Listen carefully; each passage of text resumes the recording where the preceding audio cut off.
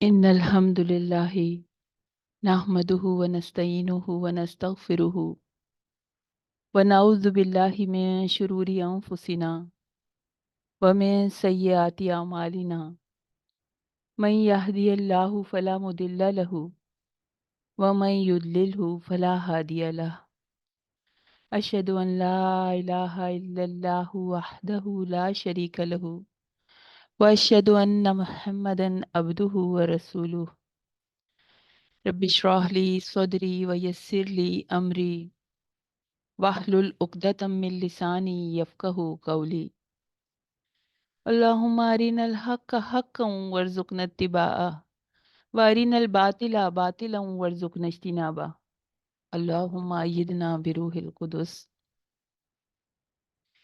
یہ قرآن عجبہ ہے، اس کے عجائبات ان اینڈنگ ہیں، ختم نہیں ہوتے، ان لمیٹڈ ہیں، کاؤنٹ لیس ہیں، شمار نہیں کیے جا سکتے.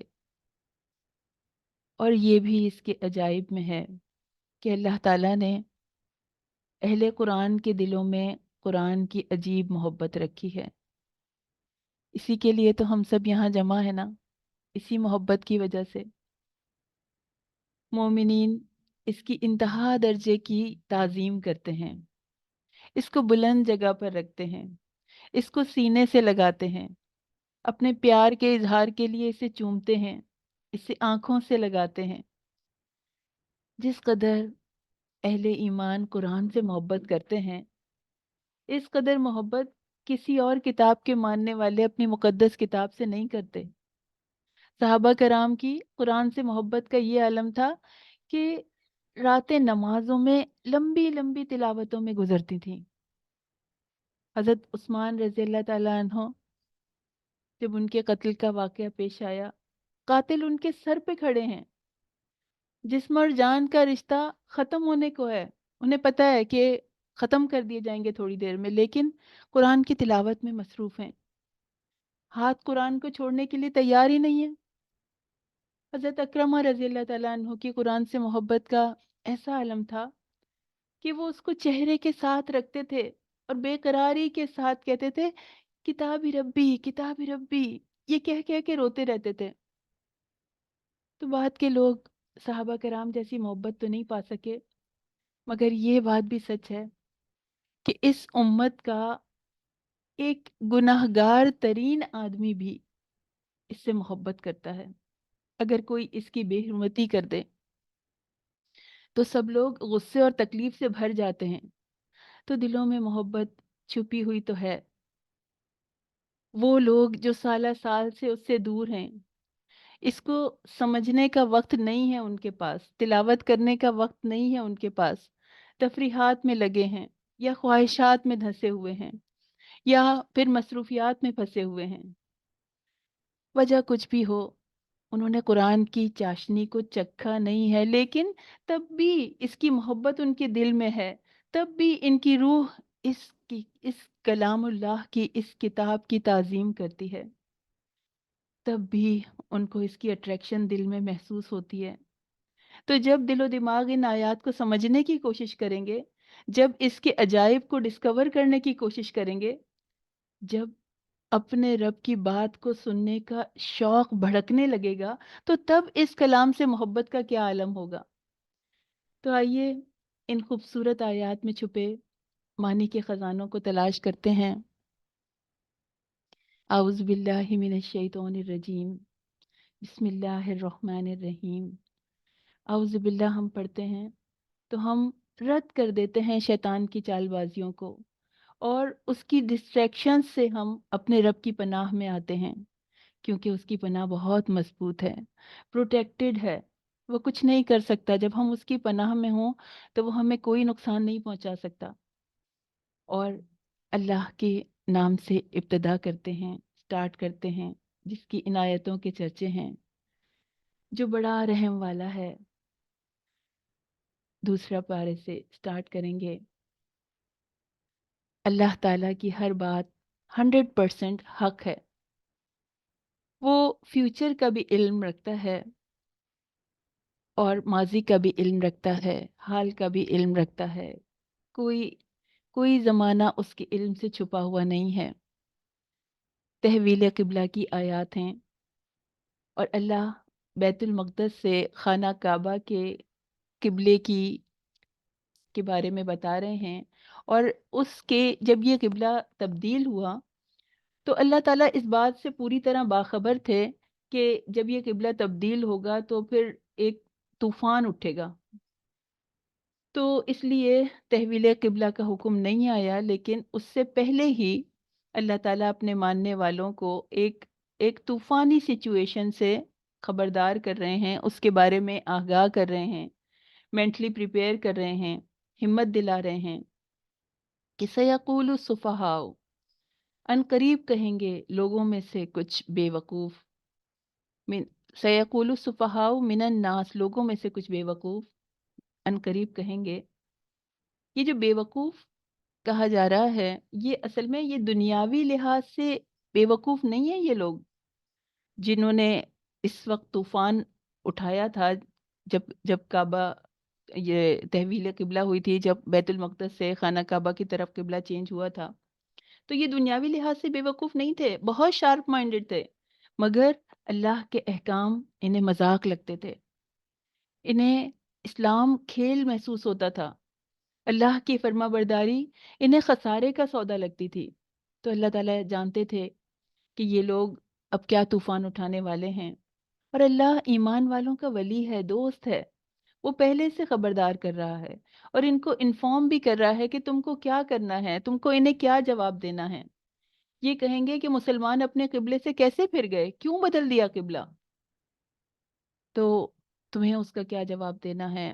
تو ہمیں یہ بھی پتہ چلا کہ دین کے حکم پر کوسچن کرنے والا بے وقوف ہے اللہ کی نظر میں۔ کوئی یہ نہیں کہہ سکتا کہ روزے میں کھانا نہ کھا کر کیا فائدہ ہوگا، روزے رکھنے کا کیا فائدہ ہوگا، حج اور عمرے کا کیا فائدہ ہوگا، قربانی کا کیا فائدہ ہوگا، یا اللہ تعالیٰ نے نماز کا حکم کیوں دیا۔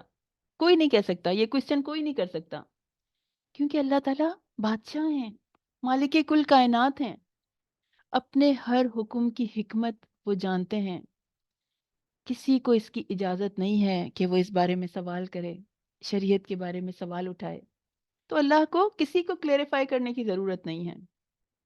تو اللہ تعالیٰ کہہ رہے ہیں کہ اب یہ چونکہ خود ایمان پہ نہیں آنا چاہتے، تو اب یہ دوسروں کو بھی راہ سے ہٹانے کی کوشش کریں گے، اپنے آپ کو جسٹیفائی کرنے کے لیے یہ شکوک و شبہات پیدا کریں گے، وسوسے ڈالیں گے، کیا کہیں گے، ما ولاہم عن قبلتہم التی کانوا علیہا، یہ کہیں گے کس نے پھیر دیا ان کو قبلے سے، وہ جو تھے اس پر، یعنی جس قبلے پہ یہ پہلے نمازیں پڑھ رہے تھے، تو ان کو اس سے کس نے پھیر دیا۔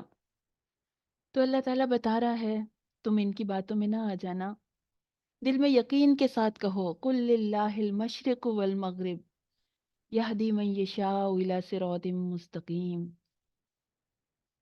تو اصل میں اس کی تھوڑا سا بیک گراؤنڈ بتا دوں تاکہ یہ بات سمجھ میں آئے۔ تحویل قبلہ، یہ جو قبلہ اللہ تعالیٰ نے بدلا، مکہ میں جب مسلمان تھے تو اس وقت وہ کہاں نماز پڑھتے تھے، خانہ کعبہ میں نماز پڑھتے تھے نا، تو آپ کہیں گے وہ تو خانہ کعبہ کی طرف ہی تو منہ کر کے نماز پڑھ رہے تھے۔ اصل میں سچویشن کیا تھی کہ جو خانہ کعبہ میں رکن یمنی سے حجر اسود کے درمیان والی جو جگہ ہے، مسلمان وہاں پہ کھڑے ہو کر نماز پڑھتے تھے، تو اس طرح وہ بیت المقدس اور خانہ کعبہ دونوں کو فیس کرتے تھے۔ پھر اس کے بعد بخاری میں یہ آتا ہے کہ رسول اللہ صلی اللہ علیہ وسلم ہجرت کر کے مدینہ پہنچے تو 16 یا 17 ماہ تک بیت المقدس کی طرف منہ کر کے نماز پڑھتے رہے، تو پھر آپ کو بیت اللہ کی طرف منہ کرنے کا حکم ہوا، کہ بیت اللہ کی طرف رخ کر کے نماز پڑھنے کا حکم ہوا۔ تو اس پر یہود، منافقین اور مشرکین سبھی نے اعتراضات شروع کر دیے کہ اگر وہ پہلا قبلہ درست تھا تو پھر اسے بدلنے کی کیا ضرورت تھی، اور اگر یہ درست ہے تو اتنی دیر بیت المقدس کی طرف نماز منہ کر کے نماز کیوں پڑھتے رہے۔ تو اللہ تعالیٰ نے اس کا جواب یہ دیا کہ یہ لوگ بے وقوفی کی وجہ سے ایسی باتیں کر رہے ہیں، مشرق یا مغرب کی اپنی کچھ حیثیت نہیں ہے، ان کی طرف چہرہ کرنا باعث ثواب ہو کہ اس کی کوئی حیثیت نہیں ہے، حیثیت اللہ کے حکم کی ہے، اصل چیز اللہ تعالیٰ کی فرما برداری ہے، کیونکہ وہی مشرق اور مغرب کا مالک ہے، وہ جب چاہے جدھر چاہے منہ کر کے نماز پڑھنے کا حکم دے سکتا ہے، تمہارا کام اس کی اطاعت کرنا ہے۔ تو اللہ تعالیٰ پھر فرما رہے ہیں وَكَذَلِكَ جَعَلْنَاكُمْ أُمَّةً وَسَطًا لِتَكُونُوا شُهَدَاءَ عَلَى النَّاسِ، اور ہم نے تمہیں بہترین امت بنایا، امت وسط بنایا، سب سے بہتر امت بنایا، تاکہ تم لوگوں پر شہادت دینے والے بنو اور رسول تم پر شہادت دینے والا بنے۔ وسط کا مطلب ہوتا ہے درمیان کی چیز، افضل چیز کو بھی، سب سے افضل چیز کو بھی وسط کہا جاتا ہے۔ تو یہ آیت امت محمدیہ صلی اللہ علیہ وسلم کی امامت کا اعلان ہے کہ اس سے پہلے امامت بنی اسرائیل کے پاس تھی، اور اب یہ آیت چینج کر رہی ہے اس سینیریو کو۔ تو بیت المقدس سے کعبے کی طرف قبلے کا پھرنا یہ معنی رکھتا ہے کہ اللہ تعالیٰ نے بنی اسرائیل کو دنیا کی امامت کے منصب سے ڈسکوالیفائی کر دیا، باقاعدہ اس کا اعلان کر دیا، اور امت محمدیہ کو اس پر فائز کر دیا۔ حدیث میں آتا ہے، اب یہ جو بات ہے کہ یہ کہا جا رہا ہے کہ تم لوگوں پر گواہ ہو اور رسول تم پر گواہ ہو، اس کے بارے میں حدیث آتی ہے۔ حضرت ابو سعید خدری رضی اللہ تعالیٰ عنہ سے روایت ہے کہ رسول اللہ صلی اللہ علیہ وسلم نے فرمایا کہ قیامت کے دن نوح علیہ السلام کو بلایا جائے گا، وہ کہیں گے لبیک و صادیک، اللہ تعالیٰ ان سے پوچھیں گے کہ کیا آپ نے میرا پیغام پہنچا دیا تھا؟ وہ کہیں گے جی ہاں، میں نے پہنچا دیا تھا۔ پھر ان کی امت سے پوچھا جائے گا کہ کیا نوح علیہ السلام نے تمہیں میرا پیغام پہنچایا تھا؟ تو وہ کہیں گے کہ ہمارے پاس تو کوئی ڈرانے والا آیا ہی نہیں، کوئی پیغمبر آیا ہی نہیں۔ پھر اللہ تعالیٰ حضرت نوح علیہ السلام سے فرمائیں گے کہ تمہارا کوئی گواہ ہے؟ تو وہ کہیں گے ہاں، محمد صلی اللہ علیہ وسلم اور ان کی امت میری گواہ ہے۔ چنانچہ آپ صلی اللہ علیہ وسلم کی امت ان کے حق میں گواہی دے گی کہ انہوں نے پیغام پہنچا دیا، اور نبی کریم صلی اللہ علیہ وسلم اپنی امت کے حق میں گواہی دیں گے۔ تو نبی کریم صلی اللہ علیہ وسلم کی امت کو کیسے پتہ چلا کہ حضرت نوح علیہ السلام آئے تھے اور انہوں نے خبردار کیا تھا؟ یعنی یہ بات ان کے علم میں کیسے آئی؟ جبھی تو وہ گواہی دیں گے۔ ایسے آئی کہ اللہ تعالیٰ نے ہمیں بتایا اپنی کتاب میں، اور اس کی کتاب کی ہر بات سچ ہے، ہر بات حق ہے۔ تو اب اللہ نے ہمیں بہترین امت بنایا ہے۔ اب دنیا کے لوگوں تک اللہ کا پیغام پہنچانے کی ذمہ داری ہمیں دی گئی ہے۔ اب مجھے اور آپ کو یہ فرض نبھانا ہے، اللہ کے بھٹکے ہوئے بندوں کو ان کے رب سے ملانے کی ذمہ داری اب ہماری ہے۔ جیسے اللہ تعالیٰ نے کعبہ کو مسلمانوں کی ہدایت کا مرکز بنایا ہے، مسلمانوں کی ہدایت کا ذریعہ بنایا ہے، اسی طرح امت وسط کو ہدایت کا ذریعہ بنایا ہے۔ یہ قرآن کے پہنچانے والے ہیں، قرآن کا پیغام پہنچانے والے ہیں۔ محمد صلی اللہ علیہ وسلم کی تعلیمات دنیا تک پہنچانے کی ذمہ داری ہے ان سے۔ یہ کسی اور سے نہیں کہا جا رہا، یہ مولویوں سے نہیں کہا جا رہا، یہ کسی خاص طبقے پہ ذمہ داری نہیں ڈالی جا رہی، ہم سب سے کہا جا رہا ہے، مجھ سے کہا جا رہا ہے، آپ سے کہا جا رہا ہے۔ لیکن ہم شاید سوچیں کہ ہم تو پہلے ہی بہت مصروف ہیں اپنے گھروں میں، کتنی ساری گھر کی ذمہ داریاں ہیں ہمارے پاس، اور اس کے علاوہ تو ہمیں کوئی وقت ہی نہیں ملتا۔ اللہ تعالیٰ نے خاتون اول کو، حضرت خدیجہ رضی اللہ تعالیٰ عنہ کو ہمارے لیے رول ماڈل بنایا ہے، مثال بنایا ہے۔ اسلام میں پہلی خاتون تھی نا جو اسلام لائیں، تو انہوں نے نبی کریم صلی اللہ علیہ وسلم کی تصدیق کی، ان کے پیچھے کھڑی ہو گئیں، ان کی ڈھارس بندائی، ان کو پوری طور پر سپورٹ کیا، ان کو حوصلہ دیا۔ دین کی دعوت کو پہنچانے کے لیے انہوں نے اپنا سارا مال و متاع نبی کریم صلی اللہ علیہ وسلم کو دے دیا۔ تو وہ بھی تو بچوں والی تھیں، شوہر والی تھیں، بزنس کرنے والی خاتون تھیں، تو ہم سے زیادہ مصروف تھیں۔ نبی کریم صلی اللہ علیہ وسلم کو तसल्ली देती थीं कि आप घबराएं नहीं, अल्लाह आपको तन्हा नहीं छोड़ेगा, कभी रुसवा नहीं करेगा। और अल्लाह ने इनको बहुत बड़ा मुकाम दिया, बहुत बड़ा रुतबा दिया। इनके अमल की वजह से उन्होंने इस तरह सपोर्ट किया इस्लाम को, ऐसी कोशिश की इस्लाम को फैलाने की। तो और इसके अलावा और भी सहाबा की मिसाल हमारे सामने है। हज़रत उमर फारूक रज़ी अल्लाह ताला अन्हो अपनी बहन की वजह से ईमान लेकर आए।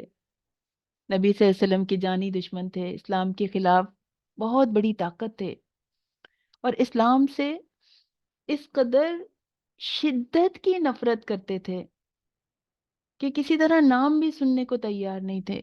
मगर वो खातून डट गईं, उनकी बहन डट गईं, अल्लाह से दुआ की कि काश मैं इनको, अपने भाई को अल्लाह से जोड़ दूं। तो किस तरह उन्होंने वो आयत पढ़कर सुनाई। वो दुआ करती रहती थी कि किसी तरह ये उन लोगों में शामिल हो जाएं जो जो अल्लाह के फर्माबरदार हैं, अमल करने वालों में शामिल हो जाएं। और कुरान की आयत ने हज़रत उमर रज़ी अल्लाह ताला अन्हो की तकदीर बदल दी। अल्लाह ताला इन आयत के ज़रिए से हमारे दिलों को भी बदल दे। तो ये है कंपटीशन, ये इस मैदान में हमें कंपटीशन करना है। वफ़ी ज़ालिका फ़ल्यतनाफ़सिल मुतनाफ़िसून, ये मुसाबकत है, इसमें हमें एक दूसरे से मुसाबकत करनी है, compete करना है। और अगर एक औरत डट जाए, जम जाए अल्लाह की किताब के ऊपर, उससे कनेक्ट हो जाए, तो यकीन कीजिए पूरा घर कुरान से जुड़ जाएगा। मगर इतना आसान नहीं होता, इसके लिए बहुत एफर्ट्स करने होते हैं, जान लगानी होती है, दुआएं करनी होती हैं। और सबसे पहला काम तो ये है कि खुद खुद इन आयत के मुताबिक हमें अपने आप को ढालना है। तो अल्लाह ताला हमें अमल का एक टारगेट दे रहे हैं कि हमें इस कुरान के पैगाम से दुनिया को रोशन करना है। तो जिसके दिल में भी तमन्ना है, जिसने भी नीयत की, जिसने भी इरादा किया, अल्लाह ताला ने लिख लिया।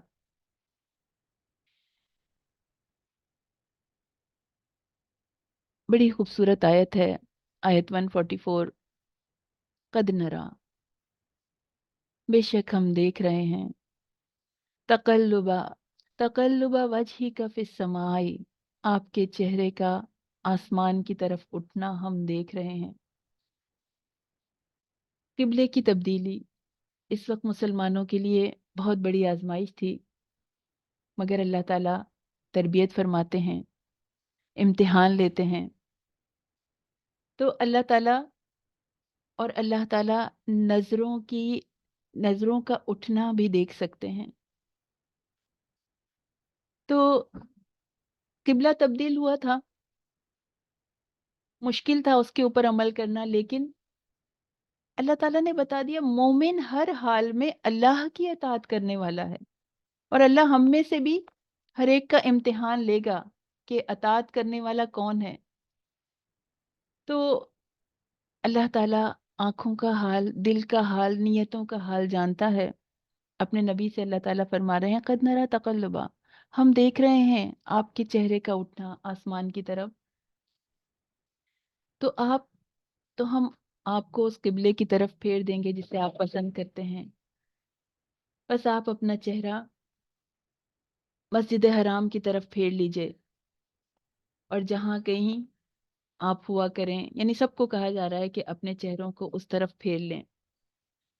तो कितनी खूबसूरत बात है कि सिर्फ आंखें उठी थीं आसमान की तरफ, अल्फाज अभी ज़बान तक नहीं आए थे कि अल्लाह ताला ने दिल की बात जान ली।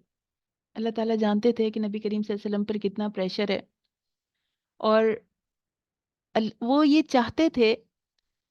चाहते थे कि खाना काबा को किबला बना दिया जाए। और अल्लाह ने ये बात जान ली, क्योंकि अल्लाह को निगाहें नहीं पा सकती, और वो निगाहों को पा लेता है। अपने हर बंदे की फीलिंग के लिए वो इतना ही लतीफ़ है, वो इतना ही बाखबर है। तो हम किसी और की तरफ क्यों देखें? किसी और से क्यों उम्मीदें रखें? अपने अपने आंसू औरों के सामने क्यों बहाएं? کیوں لوگوں کو اپنے دلوں کا غم کا حال سنائیں؟ وہ تو آنکھیں آسمان کی طرف اٹھنے سے پہلے دل کا درد جان لیتا ہے، تکلیف کو جان لیتا ہے، پریشانیوں کو جان لیتا ہے۔ صرف اور صرف اس سے لو لگا لیں، کیونکہ صرف اور صرف ایک اللہ ہمیں کافی ہے۔ وہ ہر امید، ہر مراد، ہر خواہش پوری کر دے گا، اور یقین رکھیں کہ وہ کبھی تنہا نہیں چھوڑے گا۔ ولی کلی وجہ ولی کلی وجہتن ہوا مولیہا، ہر شخص کی ایک ڈائریکشن ہے، ایک سمت ہے جس کی طرف وہ چہرہ کرتا ہے، وہ منہ کرتا ہے۔ تو فرمایا جا رہا ہے فاستبقوا الخیرات، تو تم نیکیوں میں سبقت لے جاؤ۔ ہر شخص کی اپنی ڈائریکشن ہے، ہر ایک نے اپنا گول بنایا ہوا ہے، ہر ایک کا الگ الگ فیلڈ ہے، الگ الگ جگہوں پہ محنت کر رہے ہیں، سب اپنی خواہشات کو پورا کرنے کے لیے بھاگے چلے جا رہے ہیں۔ کسی کو گھر بنانا ہے، کسی کو پیسہ کمانا ہے، کسی کو بزنس چمکانا ہے، کسی کو اپنے نام کو بلڈ اپ کرنا ہے، اور اللہ تعالیٰ ہم سے کہہ رہا ہے کہ تم کیا کرو گے؟ فاستبقوا الخیرات، وقت بہت کم ہے، نیکیوں میں دوڑ لگا دو، اور کم وقت میں زیادہ سے زیادہ نیکیاں کماؤ۔ مومن کے پاس فرصت نہیں ہے، وہ بہت مصروف ہوتا ہے، اس کے پاس بور ہونے کا ٹائم نہیں ہوتا۔ اس کو نمازیں بھی پڑھنی ہیں، اس کو روزے بھی رکھنے ہیں، تسبیح اور اذکار میں اپنے آپ کو لگانا ہے، لوگوں کی مدد بھی کرنی ہے، بڑوں کی خدمت بھی کرنی ہے، قرآن پڑھنا ہے، سمجھنا ہے، اس کتاب کو، ان آیات کو دل میں اتارنا ہے، اور ان پر عمل بھی کرنا ہے، ان کو اوروں تک پہنچانا بھی ہے۔ تو آس پاس بہت ساری ڈسٹریکشنز ہوں گی، لوگ ڈفرینٹ میدانوں میں دوڑے چلے جا رہے ہوں گے، مخالفتیں آئیں گی، مگر مومن کے پاس رکنے کا ٹائم نہیں ہے۔ نیکیوں کو باقاعدہ پلان کر کے کرتا ہے مومن۔ زندگی کے لمحات کو اس طرح ڈیوائیڈ کرنا ہے کہ دنیا سے جاتے ہوئے کثیر نیکیاں لے کے جائیں، بہت ساری نیکیاں لے کے جائیں۔ قرآن ہمیں عمل پہ ابھار رہا ہے کہ اپنا وقت ضائع نہ کرو، فاستبقوا الخیرات۔ اور ہم نے یہ دیکھنا ہے کہ ہمارا وقت کن کاموں میں گزرتا ہے، ہماری زندگی کا کیا مقصد ہے، کن کاموں میں ہم لگے رہتے ہیں، ہمارے پورے دن کے روٹین میں نیکیوں کا کتنا حصہ ہے، کتنی نیکیاں ہیں اور کتنے صرف وقت گزاری کے کام ہیں۔ پھر اللہ تعالیٰ فرما رہے ہیں کما ارسلنا فیکم رسولا منکم، رسول آیات کے ذریعے لوگوں کا تزکیہ کرتے ہیں۔ تو اللہ تعالیٰ فرما رہے ہیں جیسا کہ ہم نے تم میں ایک رسول تم میں سے ہی بھیجا ہے، جو تم پر ہماری آیات پڑھتا ہے اور تمہیں پاک کرتا ہے اور تمہیں کتاب اور دانائی سکھاتا ہے۔ وَيُعَلِّمُكُم مَّا لَمْ تَكُونُوا تَعْلَمُونَ، اور تمہیں وہ سکھاتا ہے جو تم نہیں جانتے۔ تو رسول آیات کے ذریعے لوگوں کو پیوریفائی کرتے ہیں، ان کا تزکیہ کرتے ہیں، ان کو برائیوں سے دور کرتے ہیں۔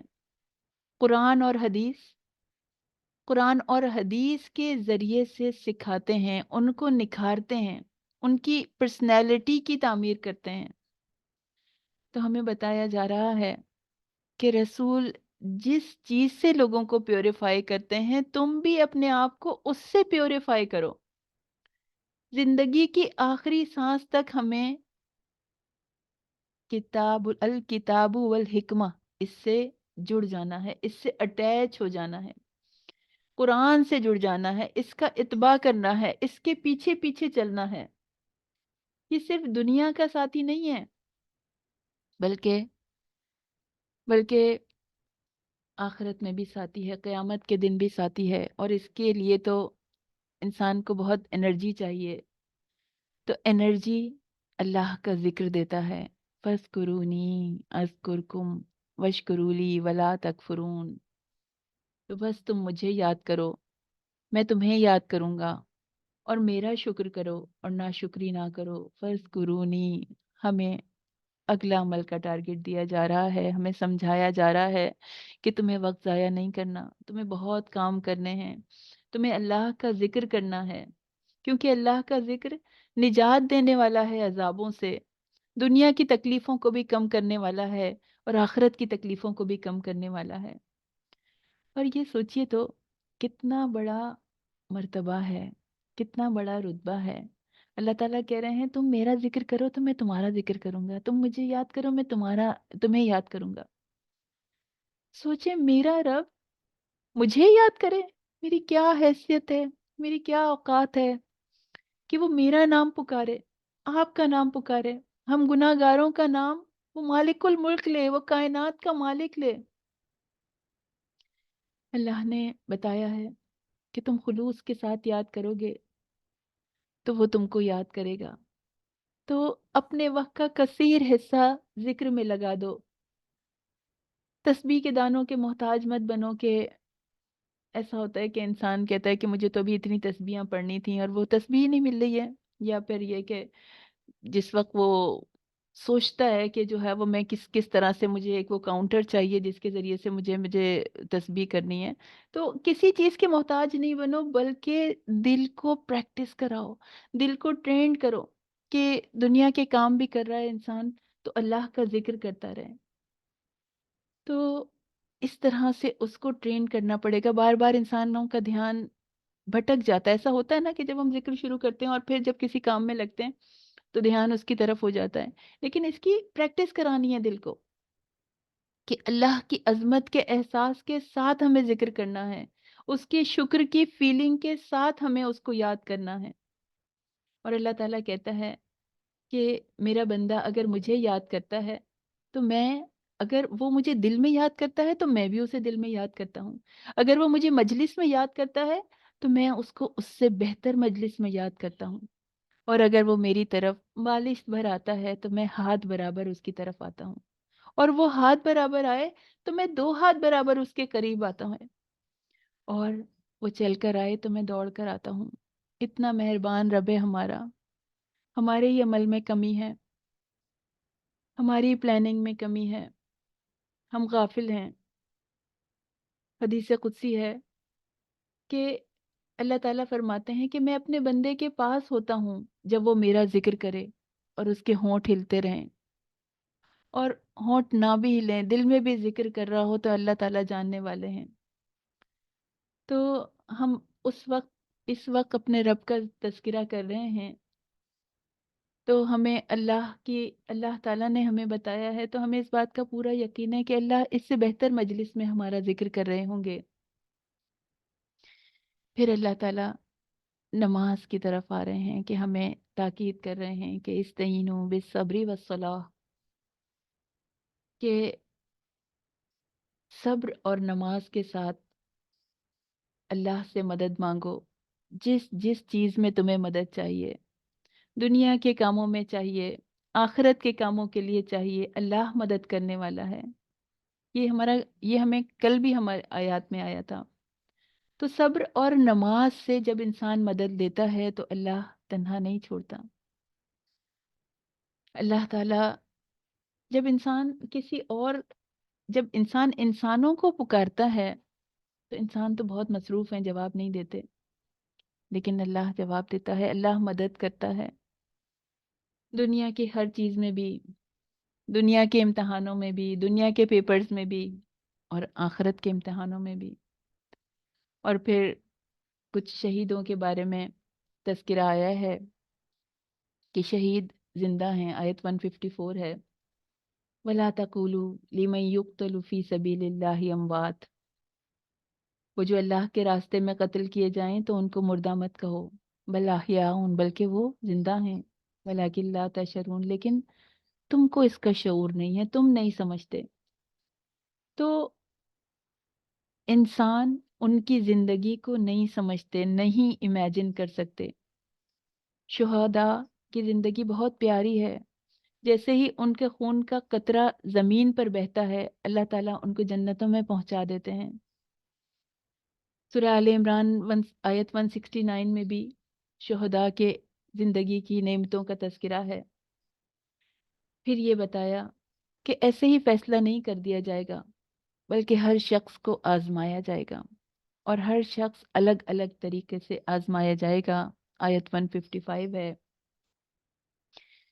وَلَنَبْلُوَنَّكُمْ بِشَيْءٍ مِّنَ الْخَوْفِ وَالْجُوعِ وَنَقْصٍ مِّنَ الْأَمْوَالِ وَالْأَنفُسِ وَالثَّمَرَاتِ وَبَشِّرِ الصَّابِرِينَ۔ وَلَنَبْلُوَنَّكُمْ، دو تاکیدیں ہیں، لام تاکید ہے اور نون مشدد ہے، کہ ضرور ضرور ایسا ہوگا، کمپلسری ہے کہ ایسا ہوگا، لازم ہے کہ ایسا ہوگا، کہ تمہیں آزمایا جائے گا۔ بشین، تھوڑا سا آزمایا جائے گا، ہر وقت نہیں اللہ آزمائے گا۔ تو آزمائشوں سے انسان کو پناہ مانگنی چاہیے، لیکن جب آزمائشیں آ جائیں تو انسان ڈٹ جائے، صبر اور نماز کے ساتھ اللہ سے مدد مانگے۔ تو آزمائش تو آئے گی، کبھی خوف انسان کی زندگی کو تنگ کر دے گا، انسان کو گھلا دے گا، کسی بھی چیز کا خوف ہو سکتا ہے، مستقبل کے اندیشوں کا خوف ہو سکتا ہے، کسی انسان کا خوف ہو سکتا ہے، لیکن جو اللہ پر ایمان رکھتے ہیں وہ جانتے ہیں کہ وہ قدرت والا ہے، وہ ہر خوف سے نکال دینے والا ہے، وہ ہر خوف کو دور کر دینے والا ہے۔ اور ایمان والوں کے لیے تو اللہ تعالیٰ نے فرمایا وَلَا خَوْفٌ عَلَيْهِمْ وَلَا هُمْ يَحْزَنُونَ، ان کو کوئی خوف نہیں ہوگا، ان کو کوئی غم نہیں ہوگا۔ تو جو اللہ کی فرما برداری کرے گا، اللہ اسے سب خوف ختم کر دیں گے۔ ہو سکتا ہے کوئی بھوک سے آزمایا جائے، تو بھوک سے بھی آزمائش ہو سکتی ہے، جیسے روزہ بھی ایک آزمائش ہے، اور بھوک سے ایک اور طرح کی آزمائش بھی ہے کہ آس پاس ہمارے جاننے والوں میں، ہمارے خاندان میں، ہمارے معاشرے میں، ہمارے نیبرز میں کہیں ایسا تو نہیں ہے کہ کوئی بھوک سے تڑپ رہا ہو، فقر ہو، تو ہمارے اوپر ہماری بھی یہ آزمائش ہے کہ ہم اس کی مدد کر رہے ہیں یا نہیں کر رہے ہیں۔ مال کے ذریعے سے بھی انسان آزمایا جاتا ہے، تو کسی کو کوئی مالی سانحہ پیش آ جائے تو ہماری بھی آزمائش ہے، ہمیں بھی اللہ کو جواب دینا ہے کہ ہم اس کے کام کیوں نہیں آئے۔ اور کب انسان دوسروں کے کام آتا ہے؟ جب وہ اللہ سے شدت کی محبت کرنے والا ہوتا ہے، اور ایمان والے تو اللہ کی محبت میں شدید تر ہوتے ہیں۔ والذین آمنوا اشد حبا للہ، اللہ کا شکوہ ہے کہ لوگوں سے زیادہ محبت کرتے ہو، لوگوں سے ایسی محبت کرتے ہو، اپنے رب سے محبت نہیں کرتے۔ والذین آمنوا اشد حبا للہ، اور ایمان والے اللہ سے شدت کی محبت کرتے ہیں۔ والذین آمنوا اشد حبا للہ، شدت کی محبت۔ ہم اپنے دل میں جھانکیں، ہم چیک کریں کہ کیا اللہ کے لیے ہمارے دل میں شدت کی محبت ہے، ہماری رگ رگ میں اللہ کی محبت ہے۔ اللہ تعالیٰ ہمیں ایک قاعدہ بھی بتا رہے ہیں اس آیت کے ذریعے، ایک ضابطہ بھی بتا رہے ہیں کہ ایمان ہوگا تو شدت کی محبت ہوگی۔ اگر شدت کی محبت نہیں ہے تو سمجھ جاؤ ایمان بھی نہیں ہے، یہ خالی ایمان کے دعوے ہیں، یہ زبانی باتیں ہیں، ایمان ابھی ایمان اسٹرانگ نہیں ہوا ہے، ابھی دل میں داخل نہیں ہوا ہے۔ تو ہماری محبت کا امتحان لیا جائے گا، اس کو آزمایا جائے گا۔ اگر کوئی محبت کا دعویٰ کرتا ہے تو اللہ تعالیٰ چیک کرے گا کہ کیا اس کے اوپر اللہ کا رنگ نظر آتا ہے، صبغت اللہ نظر آتا ہے، کیا اس کا حال حلیہ اللہ کی پسند کا ہے، کیا وہ اپنے معاملات میں اللہ کے حکم کو ریجیکٹ تو نہیں کرتا، اس کے دن کا کتنا حصہ، اس کے گھنٹوں کا کتنا حصہ اللہ کی یاد میں گزرتا ہے، اس کی راتیں اللہ سے کلام کرنے میں گزرتی ہیں کیا، اس کا دل ہر وقت اللہ کا ذکر کرتا ہے، کیا اس بات کی شدت سے اس کے دل میں خواہش ہے کہ وہ اللہ کے کسی حکم کو رد نہیں کرے۔ ہمیں اپنے آپ کو جانچنا ہے، اس طرح دیکھنا ہے کہ اللہ کی محبت ہر محبت پر غالب ہے یا نہیں ہے۔ نمازوں کے وقت کیا حالت ہوتی ہے؟ جب اس سے ملاقات ہے نا، نماز تو اللہ سے ملاقات ہے، تو نماز میں شوق ہوتا ہے، یا ایک ایسا احساس ہے، عاجزی کا احساس ہے، بوریت کا احساس ہے، ایک برڈن کا احساس ہے کہ بس کسی نہ کسی طرح بس پڑھنی ہے، اب ٹائم ہو گیا، اور ابھی تو نماز یہ والی پڑھی تھی، ابھی دوسری نماز کا ٹائم آ گیا، چلو اب یہ بھی پڑھنی پڑے گی۔ اللہ تعالیٰ جانتا ہے ہمارے ہمارے الفاظ سے، ہماری کیفیت سے، ہمارے لہجے سے، کہ شوق سے آ رہے ہیں یا قرض سمجھ کے آ رہے ہیں، برڈن سمجھ کے آ رہے ہیں۔ تو کیا ہمارا دل کبھی نمازوں میں یہ محسوس کرتا ہے کہ ہم لمبی لمبی نمازیں پڑھیں، اللہ سے ملاقات ختم نہ ہو؟ ساری نمازیں چلو نہیں بھی انسان لمبی پڑھ سکتا ہے، لیکن کچھ اوقات تو ایسے ہوں کہ جب انسان کو اللہ کے ساتھ ایک ایسا احساس ہو رہا ہو، ایک ایسی کیفیت ہو کہ اس کا دل چاہے کہ یہ ملاقات ختم نہیں ہو، یہ نماز ختم نہیں ہو۔ کیا ہم اللہ کے لیے اپنے مال کو خوشی کے ساتھ خرچ کرنے والے ہیں؟ کیا ہم نبی کریم صلی اللہ علیہ وسلم کی سنت کی پیروی کرنے والے ہیں؟ سورہ آل عمران میں بھی آتا ہے نا کہ اگر تم اللہ سے محبت رکھتے ہو تو میرا اتباع کرو، فَاتَّبِعُونِی۔ اللہ کے نبی نے کہا، ان سے کہلوایا جا رہا، کل آپ ان کو بتائیے کہ اگر تم میرا اتباع کرو گے تو یحببکم اللہ، اللہ تم سے محبت کرے گا۔ تو ہم چاہتے ہیں نا کہ اللہ ہم سے محبت کرے، تو ہمیں اپنے نبی کا اتباع کرنا ہے، ان کی سنت کی پیروی کرنی ہے، سنت کے مولڈ میں ڈھلنا ہے۔ تو اللہ کیا کرے گا؟ وہ یغفر لکم ذنوبکم، وہ تمہارے گناہوں کو معاف کر دے گا۔ تو ہمارے اعمال سے سنت کا رنگ جھلکنا چاہیے، اللہ کا رنگ جھلکنا چاہیے، اور ہمیں دعا کرنی چاہیے، اللہ سے اللہ کی محبت مانگنی چاہیے۔ یا ودودو پڑھ کے انسانوں کی محبت مانگی جاتی ہے، تو یا ودودو اللہ کا نام ہے، تو یہ پڑھ کر اللہ سے اللہ کی محبت بھی تو مانگی جا سکتی ہے۔ اللہ کے نبی نے دعا سکھائی ہے، اللہم اجعل حبک احب الاشیاء الیہ، اے اللہ اپنی محبت کو ہر چیز کی محبت پہ زیادہ کر دے، کہ میرے لیے میں جس جس چیز سے بھی محبت کرتا ہوں، آپ کی محبت ان سب پہ غالب آ جائے۔ وجہل خشیتک اخوف الاشیاء عندی، اور آپ کا خوف میرے ہر خوف پہ، میرے ہر ڈر پہ غالب آ جائے۔ وقت انی حاجات دنیا، اور آپ میری دنیا کی ضروریات کو کم کر دیجئے، حاجات کو کٹ ڈاؤن کر دیجئے، بشوقی لقائک، اپنی آپ کی ملاقات کی شوق میں میری حاجتیں کم ہو جائیں، میں اس ضرورت کو سب سے زیادہ فوکس کروں۔ تو اللہ تعالیٰ دنیا کی ہر طلب پر اپنی ملاقات کا شوق غالب کر دے۔ اور یہ بھی اسی دعا کا حصہ ہے، وَإِذَا قَرَرْتُ أَعْيُنُ أَهْلِ الدُّنْيَا مِن دُنْيَاهِمْ فَقْرُ الرَّعْيْنِ مِنْ عِبَادَتِكَ، جب دنیا والے دنیا سے ٹھنڈک لے رہے ہوں، لذت لے رہے ہوں، تو میری آنکھوں کی ٹھنڈک اپنی عبادت میں رکھ دیجئے، اور اللہ کے احکام کی پیروی کرنی ہے۔ احکام آ رہے ہیں، اللہ تعالیٰ فرما رہے ہیں آیت 168 میں، حلال اور پاکیزہ کھاؤ، حرام سے اپنے آپ کو بچانا ہے۔ حلال اور پاکیزہ چیزوں کی طرف اللہ تعالیٰ رخ موڑ رہے ہیں کہ یہ اللہ کی بڑی نعمت ہے، یہ رزق حلال، یہ پاک رزق، یہ اللہ نے تمہارے لیے بنایا ہے، اور تم اگر اللہ کو معبود مانتے ہو، اس کی عبادت کرتے ہو، اگر تم اللہ کے فرما بردار ہو، تو اس کی نعمتوں کا شکر ادا کرو۔ لیکن شیطان تمہیں روکے گا، شیطان، کیونکہ شیطان برائی اور بے حیائی کا حکم دیتا ہے، تمہیں اس سے بچ کے رہنا ہے، کیونکہ وہ تمہارا کھلا دشمن ہے۔ تو ایک تو بتایا جا رہا ہے کہ حلال کھاؤ، پاکیزہ کھاؤ، اور ہر کھانے پہ جو بھی اللہ نے رزق دیا ہے اس پہ اللہ کا شکر کرو۔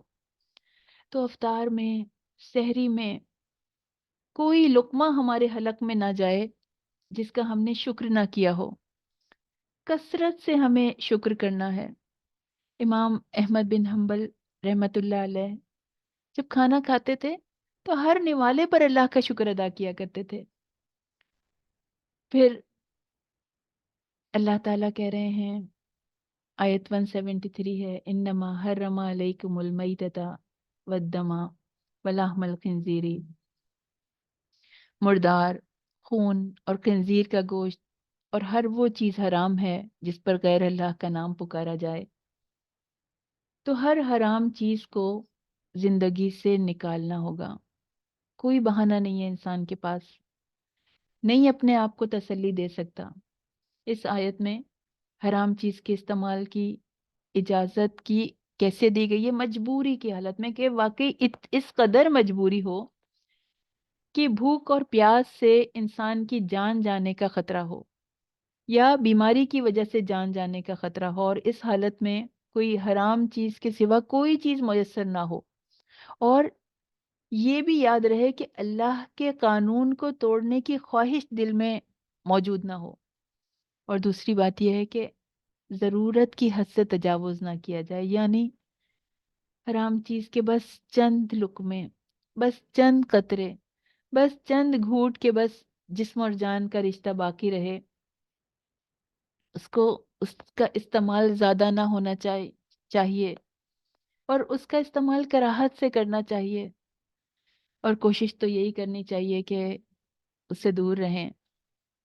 پھر آیت 177 میں اللہ تعالیٰ نیکی کا ایک جامع تصور دے رہے ہیں کہ اصل نیکی تو اس کی ہے جو اللہ اور یوم آخرت پر، فرشتوں پر، کتاب پر، انبیاء پر ایمان لائے، اور مال دے اس کی محبت کے باوجود قرابت والوں کو، یتیموں کو، اور مسکینوں اور مسافروں کو، اور مانگنے والوں کو، اور گردنیں چھڑانے میں، اور نماز قائم کرے اور زکوٰۃ دے، اور جو اپنا عہد پورا کرنے والے ہیں، جب عہد کریں تو اب اس کو پورا کریں، خصوصاً تنگ دستی میں، تکلیف میں، لڑائی کے وقت صبر کرنے والے یہی لوگ ہیں جنہوں نے سچ کہا، اور یہی بچنے والے ہیں۔ تو نیکی کی تمام اقسام اس میں آ گئی، بنیادی عقائد بھی آ گئے، اعمال بھی آ گئے، اخلاق بھی آ گئے۔ سب سے پہلے تو کہا مال کی محبت کے باوجود اس کو رشتہ داروں کو دو، اس کو مستحقین کو دو، یعنی دل میں محبت ہے، اپنے بھی کئی کام پھنسے ہوئے ہیں کہ مجھے ان پیسوں سے یہ کرنا ہے اور یہ کرنا ہے اور وہ جوڑا خریدنا ہے اور گھر کی ایسی مینٹیننس کرنی ہے اور ڈیکوریشن کرنی ہے، لیکن اپنی ضرورت کو روک کے قرابت داروں کو، مستحقین کو دو۔ پھر پہلے ان کو دینے کا تذکرہ آیا، اور پھر اس کے بعد نماز قائم کرنے اور زکوٰۃ دینے کا ذکر آیا۔ تو اس سے یہ پتہ چلا کہ معاملات کی پرائرٹی ہونی چاہیے۔ اللہ تعالیٰ صرف نماز اور زکوٰۃ کو نہیں دیکھیں گے، بلکہ انسان کے اعمال کو بھی دیکھیں گے، اس کے معاملات کو، اس کے تعلقات کو، سب چیز کو دیکھیں گے۔ تو مسلمان کے مال پر صرف زکوٰۃ ہی واجب نہیں ہے کہ زکوٰۃ دینے کے بعد بندہ سارا سال کے لیے فارغ ہو جائے، بلکہ ضرورت کے وقت مستحقین پر بھی خرچ کرنا واجب ہو جاتا ہے۔ پھر قصاص کے مسائل ہیں اور وصیت کے مسائل آ رہے ہیں۔ پھر روزوں کی فرضیت کا تذکرہ ہے، یا ایھا الذین آمنوا کتب علیکم الصیام، اے لوگو جو ایمان لائے ہو، تم پر روزے فرض کیے گئے ہیں جیسا کہ تم سے پہلے روزوں پہ تھے۔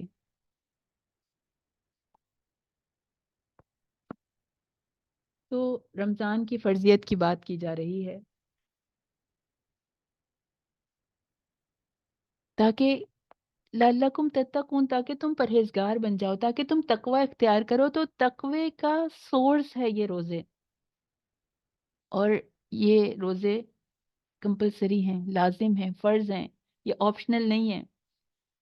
اگر یہ نہیں ہو سکتا کہ انسان کے چلو آسانی سے رکھا جا رہا ہے روزہ تو رکھ لوں، لیکن اگر نہیں رکھا جا رہا ہے تو چھوڑ دو، فدیہ دے دو۔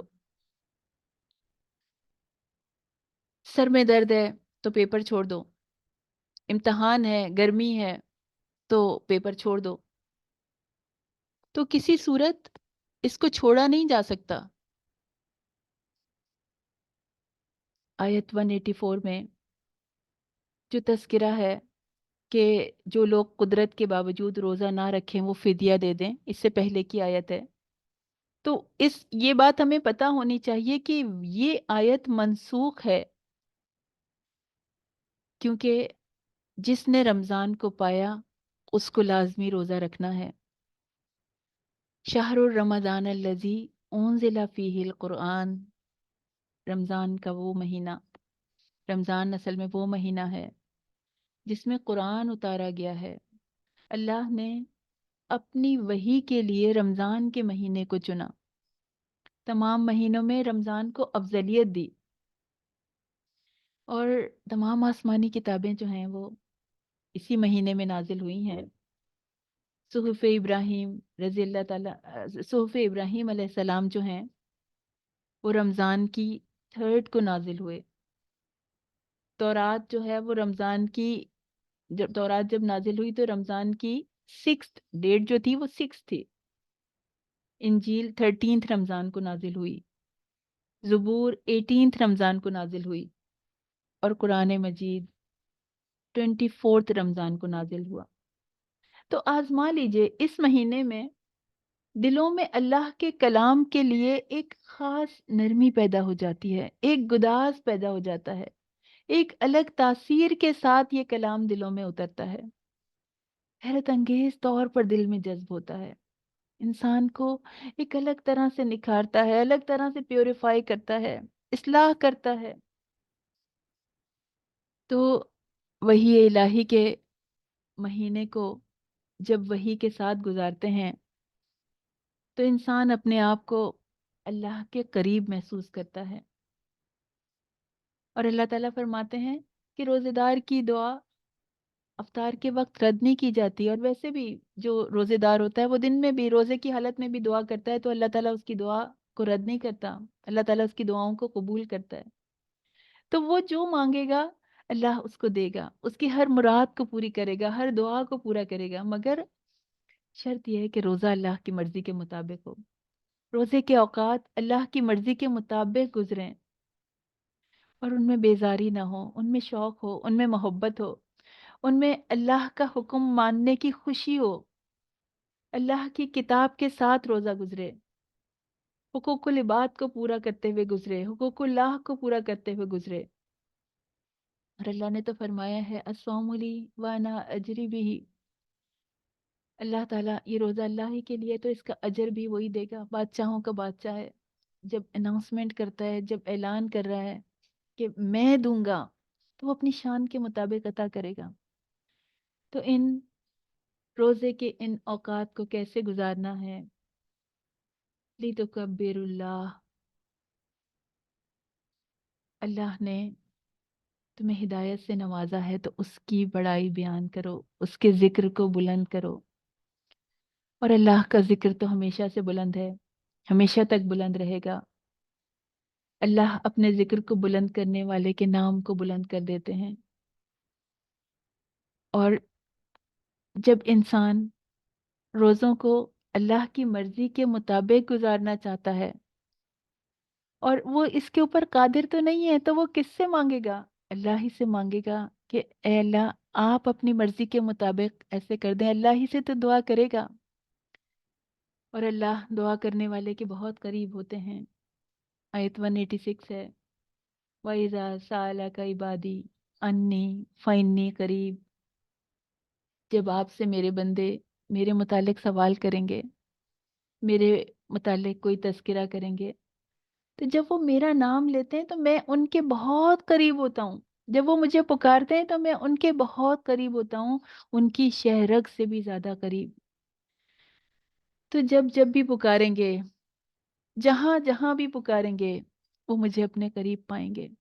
ہم جب جہاں جس وقت پکاریں گے، کوئی جگہ ہو، کوئی مقام ہو، کوئی ملک اس کے قبضے سے باہر نہیں ہے، اس کی اتھارٹی سے باہر نہیں ہے، اللہ ہر غم کو دور کر دیں گے، ہر تکلیف کو دور کر دیں گے، اور مشکلات کو آسانیوں میں بدل دیں گے، تکلیف کو راحت میں بدل دیں گے، اللہ رحمت سے ڈھانپ لیں گے، اپنی ہر مراد پوری کر دیں گے۔ تو انسان بالکل فکر نہ کرے، چھوڑ دے، اس کے اوپر بھروسہ کرے، امید کے ساتھ، یقین کے ساتھ اس سے مانگے۔ پھر آیت 190 سے 193 تک قتال فی سبیل اللہ کے مسائل ہیں، مسلمانوں کو اس بات کی اجازت ہے کہ اگر حج کے سلسلے میں جنگ کی نوبت آ جائے تو اشہر الحرم حرم میں دفاعی جنگ جائز ہے، یعنی اللہ تعالیٰ نے الاؤ کیا کہ اگر کوئی حملہ کرتا ہے مسلمانوں پر حج کے دوران یا حرم کی حدود میں، تو وہ بھی بدلہ لے سکتے ہیں، وہ اپنے آپ کو سیلف ڈیفenس بھی کر سکتے ہیں۔ اس ایسی صورت میں دفاعی جنگ جو ہے وہ جائز ہے، سیلف ڈیفenس وہ اللہ تعالیٰ نے اجازت دے دی ان کو کرنے کی، لیکن حد سے نہیں تجاوز کرنا۔ پھر حج کے مسائل آ رہے ہیں آیت 196 سے 203 تک۔ پھر کچھ تذکرہ ہے کچھ لوگوں کا، کچھ طلب دنیا کے لیے جان لگا دینے والے ہیں اور کچھ رضا الہی کے لیے جان لگا دینے والے ہیں۔ ان کا تذکرہ ان آیات میں آیا ہے۔ دو قسم کے لوگوں کا تذکرہ کیا گیا، ایک طالب دنیا ہے اور ایک طالب دنیا اور آخرت دونوں۔ یہاں منافقین کے اوصاف کا تذکرہ ہے اور اللہ تعالیٰ نے ان کی صفات بیان کر کے ان سے اویئر رہنے کی ہدایت فرمائی ہے۔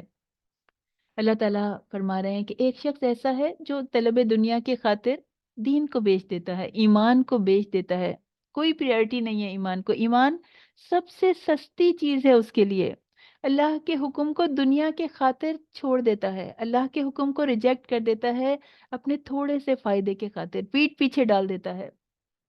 اور پھر اللہ تعالیٰ اس شخص کا بیان کر رہے ہیں جو اللہ کی رضا کے لیے جان بھی دے سکتا ہے، اللہ کی رضا کے حصول کے لیے مال خالی نہیں دیتا، جان بھی قربان کر دیتا ہے۔ تو یہ ہمارا ٹارگٹ ہے، اللہ کی رضا کے لیے ہر کام ہمیں کرنے کی ضرورت ہے۔ ہمیں ایسا بننا ہے جس کا تذکرہ اللہ تعالیٰ نے آیت 207 میں کیا۔ اس مولڈ میں ہمیں ڈھلنا ہے کہ اللہ کی رضا کے لیے محنت کرنے والے ہوں، کوشش کرنے والے ہوں۔ پھر بتایا جا رہا ہے کہ اسلام میں پورے کے پورے داخل ہو جاؤ۔ آیت 208 ہے، یا ایھا الذین آمنوا ادخلوا فی السلم کافہ، اے ایمان والو اسلام میں پورے کے پورے داخل ہو جاؤ، کوئی بیک ڈور کھلا چھوڑ کے نہیں آؤ۔ اپنی تمام فکروں کے ساتھ، اپنے خیالات کے ساتھ، اپنے عقائد کے ساتھ، اپنے نظریات کے ساتھ، اپنے علوم کے ساتھ اس دروازے میں داخل ہو جاؤ، اسلام کے دروازے میں۔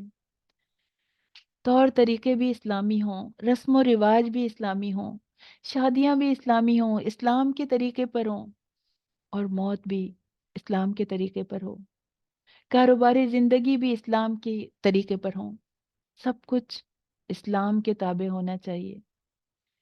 یہ نہیں ہو کہ خالی نماز تو پڑھتے ہیں، زکوٰۃ تو پڑھتے ہیں، لیکن لیکن اللہ کو یاد نہیں کرتے کاروبار کرتے ہوئے، اللہ کو یاد کرتے ہیں تو اتنا کہ دکانوں میں یا کاروبار کی جگہوں میں تلاوت لگا دیتے ہیں کہ اب اس میں بہت برکت ہوگی، اب ہماری دکان میں، ہمارے کاروبار میں بہت برکت ہوگی، اور ناجائز طریقے سے کماتے ہیں۔ تو یہ جھوٹ ہے، یہ پورے کے پورے اسلام میں داخل نہیں ہوئے۔ تو شیطان تو ہر وقت تیار ہے حملہ کرنے کے لیے، اس سے اپنے ایمان کو بچانا ہے۔ جو چیزیں چمکتی ہوئی نظر آتی ہیں، جو چیزیں دنیا کی خوبصورت نظر آتی ہیں، ان کے لیے اپنے ایمان کو نہیں گنوانا۔ تو پورے کے پورا اسلام کے قلعے میں داخل ہونا ہے، پوری سبمیشن کے ساتھ، ہر چیز اللہ کی مرضی کے مطابق، 24/7 اللہ تعالیٰ کی اطاعت۔ پھر اللہ تعالیٰ فرما رہے ہیں، انفاق فی سبیل اللہ کی آیات ہیں، آیت 215 ہے، خرچ کرنے کے طریقے بتائے جا رہے ہیں۔ صحابہ کرام نے سوال کیا کہ وہ کیا خرچ کریں، اور اللہ تعالیٰ نے اس کا جواب دیا ان آیات میں، اس کا جواب بھی دیا اور یہ بھی بتایا کہ کہاں خرچ کرنا ہے۔ یعنی تم خیر میں سے جو بھی خرچ کرو، یعنی جو چاہے خرچ کرو۔ اب یہ نہیں کہا جا رہا، کہا جا رہا ہے خیر میں سے خرچ کرو، یعنی وہ مال حلال ہو، خیر والا ہو، حلال طریقے سے کمایا گیا ہو، کیونکہ حرام مال کو خیر نہیں کہا جا سکتا۔ تو پہلے تو مال جو ہے وہ حلال ہو، اور خرچ کرنے کی جگہیں بتائیں کہ خرچ کرنے کی جگہوں میں سب سے پہلے والدین کا ذکر کیا تاکہ ان کا کچھ حق ادا ہو جائے. پھر قرابت والے یعنی زیادہ قرابت والے جن سے زیادہ قریبی رشتہ ہے اور تاکہ رشتہ داری کا حق ادا ہو جائے. اور پھر یتامہ پہ خرچ کرو، یتیموں پہ خرچ کرو، کیونکہ وہ مہربان باپ کے سائے سے محروم ہو چکے ہیں. ان کا باپ ان کے کمانے کے لیے، ان کے مسائل دور کرنے کے لیے نہیں بیٹھا ہوا، تو تم اس سے ہمدردی کرو جیسے اپنے بچوں سے کرتے ہو. پھر مساکین کے اوپر خرچ کرنے کا کہا گیا ان کے فقر کی وجہ سے. پھر مسافروں کے اوپر خرچ کرنے کا کہا گیا کیونکہ وہ اپنے شہر سے دور ہونے کی وجہ سے ایک طرح سے ڈسیبل ہو جاتے ہیں. ایک طرح سے جو ہے ظاہر ہے جب دور ہوتے ہیں تو انسان کے سارے وسائل بھی اس کی شہر میں ہوتے ہیں. پھر حرمت والے مہینے میں لڑنے کے مسائل آ رہے ہیں آیت 217 میں کہ وہ تم سے حرمت والے مہینے کے متعلق لڑنے کے بارے میں پوچھتے ہیں تو ان سے کہہ دو کہ اس میں لڑنا بہت بہت برا ہے، مگر اللہ کے راستے سے روکنا اور اس سے کفر کرنا اور مسجد حرام سے روکنا اور اس کے رہنے والوں کو اس سے نکالنا یہ اللہ کے نزدیک زیادہ بڑا ہے، فتنہ قتل سے زیادہ بڑا ہے. شراب کی حرمت کی آیات آ رہی ہیں کہ شراب اور جوئے کے بارے میں ذکر ہے کہ ان میں سے بعض چیزیں ہو سکتا ہے ظاہری طور پر تمہارے فائدے کی ہوں، لیکن ان کے نقصان ان کے فائدوں سے زیادہ ہیں، تو لوگوں کو ان سے اجتناب کرنا چاہیے، دور کرنا چاہیے. یہ شروع کی آیات ہیں. اور اہل شرک سے نکاح کی ممانعت کر دی گئی. نہ کوئی عورت کسی مشرک سے نکاح کر سکتی ہے، نہ کوئی مرد کسی مشرک سے نکاح کر سکتا ہے. پھر کچھ مسائل کا تذکرہ ہے. پیریڈز میں عورتوں سے علیحدہ رہنے کا حکم دیا گیا. سے یہ نہیں کہا کہ عورتوں سے بالکل علیحدگی اختیار کرو، یہ بات نہیں کہی جا رہی ہے، یہ کہا جا رہا ہے خاص تعلق کی بات کی جا رہی ہے. پھر قسم کے مسائل ہیں آیت 223 میں کہ رسول اللہ صلی اللہ علیہ وسلم نے فرمایا کہ جب تم کسی بات پر قسم کھا لو پھر دیکھو کہ دوسرا کام اس سے بہتر ہے تو اپنی قسم کا کفارہ دے دو اور وہ کام کرو جو بہتر ہے. طلاق کے مسائل بیان کیے جا رہے ہیں کہ اگر عورت کو طلاق دینے کی ضرورت پیش آ جائے تو ایک طلاق دینی چاہیے اور پھر عدت کے اندر اندر جو ہے وہ اس کا ہسبینڈ اس سے رجوع کرنے کا حق رکھتا ہے. اور اگر عدت گزر گئی اور اس کے ہسبینڈ نے صلح نہیں کی تو نکاح خود بخود ختم ہو جائے گا، بس ایک طلاق کافی ہے اور عورت آزاد ہو جائے گی. اب عورت چاہے تو کہیں اور بھی نکاح کر سکتی ہے. تو لیکن اس کے بعد بھی اگر وہ ہسبینڈ اور وائف جو ہیں وہ یہ فیصلہ کرتے ہیں کہ نہیں ہمیں جو ہے کسی بھی وجہ سے وہ چاہتے ہیں کہ نہیں ہمیں دوبارہ سے ساتھ رہنا ہے، دوبارہ شادی کرنی ہے، دوبارہ ہمیں اکٹھا ہونا چاہتے ہیں، تو وہ دوبارہ نکاح کر سکتے ہیں. اور اس کے بعد رضاعت کے مسائل کا تذکرہ ہے کہ عورت اپنے بچے کو 2 برس تک دودھ پلا سکتی ہے. عدت کے مسائل ہیں. بیوہ کی عدت کا ذکر ہے کہ بیوہ کو چاہیے کہ 4 مہینے 10 دن تک عدت پوری کرے. یعنی بیوہ کی عدت 4 مہینے 10 دن ہے اور اس کے بعد وہ کہیں اور نکاح کر سکتی ہے. لیکن اگر وہ پریگننٹ ہے تو اس کی عدت بچے کی پیدائش ہے. تو اور عدت کے دوران عورت سے نکاح کرنا یا عورت کو نکاح کا پیغام بھیجنا جائز نہیں ہے. پھر مہر کے مسائل ہیں کہ نکاح میں مہر ضروری ہے، اس کے بغیر عورت حلال نہیں ہوگی. اور جو طے ہوا ہے اسے مکمل طور پر یعنی مہر کو ادا کرنا فرض ہے، لازم ہے. اور اگر ایسا ہوا کہ نکاح کے موقع پر مہر جو ہے وہ فکس کر دیا لیکن آپس میں کوئی تعلق قائم نہیں ہوا اور طلاق ہو گئی تو پھر آدھا مہر دینا ہے. اور ہاتھ لگانے سے پہلے طلاق کی صورت میں عورت پر عدت واجب نہیں ہے بلکہ طلاق کے بعد جو ہے وہ نکاح کر سکتی ہے وہ عورت، یعنی اس صورت میں کہ جبکہ اس کو ہاتھ نہیں لگایا گیا، یعنی رخصتی نہیں ہوئی، رخصتی سے پہلے ہی طلاق ہو گئی. پھر ان سب چیزوں کے درمیان میں اللہ تعالیٰ نماز کی حفاظت کے حکم کو یاد دلا رہے ہیں کہ اپنی نمازوں کی حفاظت کرو، سب نمازوں کی حفاظت کرو. والصلاۃ الوسطیٰ، اور عصر کی نماز کی خاص طور پر، درمیانی نماز کی خاص طور پر. یعنی حالات اچھے ہوں برے ہوں، تم مسائل میں پھنسے ہو، تم گھریلو قسم کے مسائل میں پھنسے ہوئے ہو، پریشانیاں ہوں، ٹینشن ہوں، اسٹریسز ہوں، لیکن ایسے حالات میں بھی نمازوں کی حفاظت کرنی ہے، اور خصوصاً صلاۃ الوسطیٰ کی، عصر کی نماز کی، کیونکہ یہ ایسے پیک کا ٹائم ہوتا ہے جس وقت انسان مصروف ہوتا ہے۔ اور کہا جا رہا ہے وَقُومُوا لِلَّهِ قَانِتِينَ، نماز کے لیے ادب سے کھڑے ہونا، فرما بردار غلام کی طرح کھڑے ہونا، جسم کا کوئی پارٹ فالتو حرکت نہ کرے، نہ انگلیاں چٹکائیں، نہ ہاتھ غیر ضروری طور پر ہلائیں، نہ جسم کو ہلائیں، اور یہ کہ نماز اللہ کی یاد کے لیے قائم ہو، دنیا بھر کی چیزوں کو سوچنے کے لیے نہیں کہ مجھے یہ کرنا ہے، ابھی یہ کرنا ہے اور اس کے بعد یہ کرنا ہے، تو صرف اور صرف اللہ کی یاد کے لیے۔ پھر اس کے بعد بنی اسرائیل کی تاریخ کا ایک واقعہ بتایا جا رہا ہے آیت 243 میں۔ یہ واقعہ کسی سابقہ امت کے ساتھ پیش آیا تھا کہ یہ لوگ دشمن کے حملے کے وقت موت کے خوف سے شہر چھوڑ کے چلے گئے، یہ ہزاروں کی تعداد میں تھے، لیکن اللہ تعالیٰ نے ان پر وہاں موت طاری کر دی، انہیں وہاں موت بھیج دی۔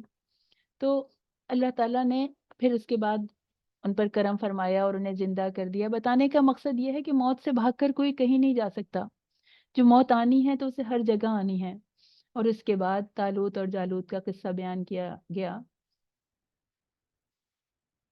کچھ دوبارہ سے دہرا لیتے ہیں اپنے عمل کے ٹارگیٹس اور امپورٹنٹ پوائنٹ، کہ ہر حال میں اللہ کی اطاعت کرنی ہے، دنیا کے لوگوں تک ہمیں اللہ کے پیغام کو پہنچانا ہے، قرآن کے پیغام کو پہنچانا ہے۔ مومن کی زندگی کا مقصد نیکیوں میں آگے بڑھنا ہے، اور ہمیں صرف اللہ پہ بھروسہ رکھنا ہے، اللہ پر یقین کرنا ہے، اللہ ہمیں کبھی تنہا نہیں چھوڑے گا۔ ہر گناہ، ہر غلط کام کو اللہ کے ڈر کی وجہ سے چھوڑ دینا ہے، کوئی بھی وہ چیز جو حرام ہے، گناہ ہے، بس اس کو چھوڑ دینا ہے۔ کثرت سے اللہ کو یاد کرنا ہے، کسی بھی امتحان میں امید کو نہیں چھوڑنا، شکر کو نہیں چھوڑنا، اور شیطان کے بہکاووں سے بچنے کی کوشش کرنی ہے۔ کھانے پینے میں حلال اور طیب کھانا ہے، اور تقوی کو بطور زاد راہ لے کے سفر کرنا ہے، اور پرامن رہنا ہے۔ فرض عبادت کے ذریعے تقوی کے حصول کی کوشش کرنی ہے۔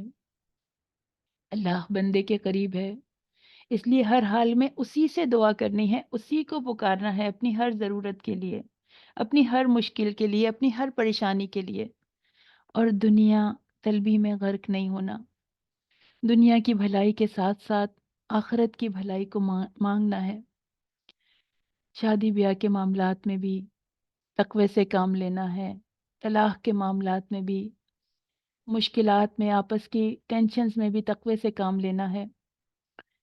کسی شرک کرنے والے سے زندگی کا اہم تعلق نہیں بنایا جا سکتا، اس سے شادی نہیں کی جا سکتی، اور طلاق دیتے ہوئے بھی احسان کا معاملہ کرنا ہے، بھلے طریقے کے ساتھ الگ ہونا ہے۔ جس کا نام لے کے اکٹھے ہوئے تھے، جس کے نام لے کے اللہ تعالیٰ نے نکاح میں نام لیا جاتا ہے، تو اسی کے نام کو یاد رکھتے ہوئے، اسی کے احکام کو یاد رکھتے ہوئے طلاق کے معاملات میں بھی احسان کرنا ہے۔ اور بیوہ کی عدت جو ہے وہ 4 مہینے اور 10 دن ہے، 4 months and 10 days۔ پھر اس کے بعد وہ معروف طریقے سے نکاح کر سکتی ہے، اور اللہ سے شدت کی محبت کرنی ہے۔